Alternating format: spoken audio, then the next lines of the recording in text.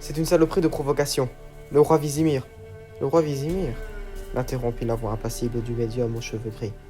Il a été assassiné dans la nuit d'hier, poignardé par un terroriste. La Redanie n'a plus de roi maintenant.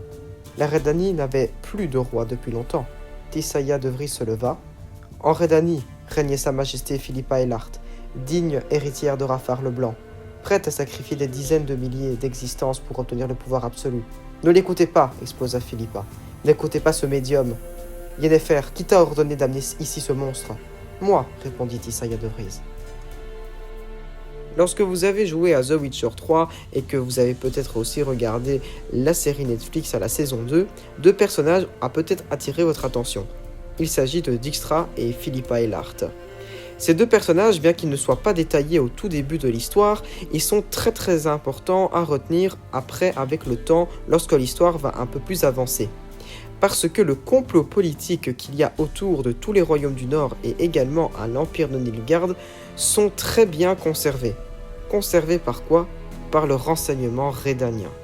Le renseignement rédanien, pour un petit peu expliquer vite fait ce que c'est, en fait c'est un petit peu comme si c'était un groupe de personnes qui sont membres d'un renseignement et donc qui vont récolter une série d'informations qui doivent être classées secrètes. Bien entendu, ces informations, elles ne vont pas être gardées et conservées juste dans plusieurs livres et qu'on ne va plus y toucher. Oh, bien sûr que non.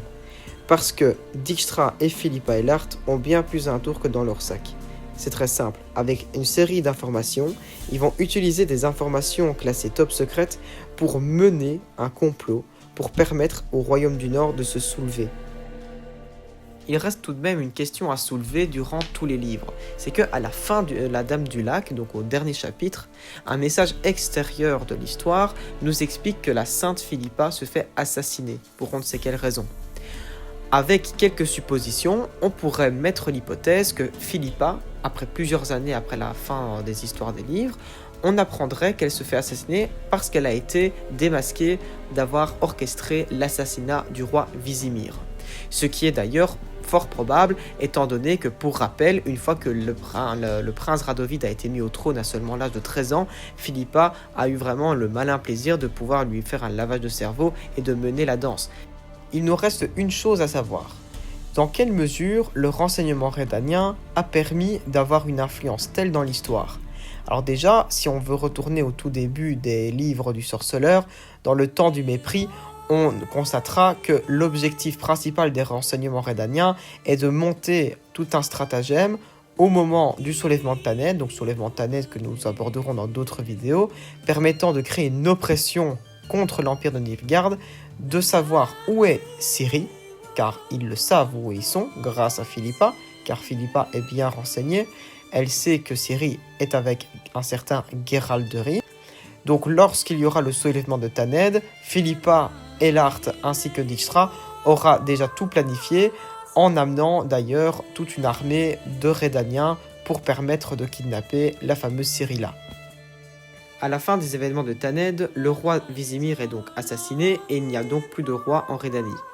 En revanche, le renseignement rédanien, lui, est encore debout, et le prince Radovid, jeune de 13 ans, est donc fraîchement au pouvoir. Un moment parfait pour Dijkstra et Philippa de pouvoir mener la danse et mener les rênes sur le pouvoir politique et avoir assez d'influence. Du côté de Philippa, Philippa s'occupera d'ouvrir secrètement la loge des magiciennes qui aura beaucoup d'influence intrinsèquement parlant, et en ce qui concerne Dijkstra, il pourra lui-même prendre les décisions en matière de négociation avec les autres royaumes du Nord et orchestrer les futures guerres contre le royaume de Nilfgaard. S'il y a bien une chose à retenir dans toute cette histoire, c'est que le renseignement rédanien a eu une influence telle qu'il a pu permettre aux autres royaumes du Nord de orchestrer toute l'influence qu'ils ont pu avoir après contre la guerre du Nilfgaard.